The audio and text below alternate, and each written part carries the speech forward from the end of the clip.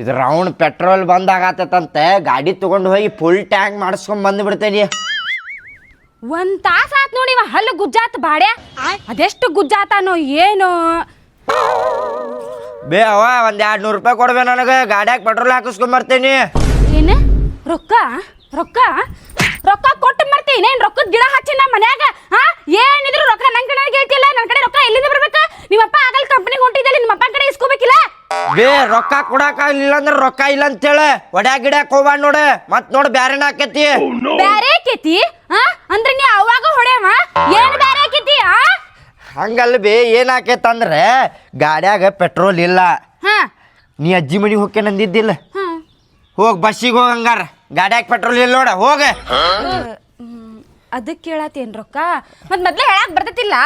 ಹೋಗ್ ಬಸ್ಸಿಗೆ ಹೋಗ. ಇಲ್ಲ ರೊಕ್ಕ ಈಗ ಕೊಡಾಕ್ ಹೋಗ್ಬೇಡ, ಹೋಗ್ ನೀ. ಇಲ್ಲಿ ತಡಿ ಕೊಡ್ತೇನೆ. ನಿಮ್ಮಪ್ಪ ನಿನ್ನೆ ಕೊಟ್ಟಿದ್ದ 200 ರೂಪಾಯಿ ಅದಾವ ನನ್ ಕಡೆ, ಕೊಡ್ತೇನೆ ಅಂತ ತಗೊಂಡು ಹೋಗು ಅಂತಿ. ಕೊಡ ಮತ್ತೆ. ಕೊಡ್ತೇನೆ, ಹೋಗು ನಂತ ಅಜ್ಜಿ ಮನಿಗೆ. ಮತ್ತೆ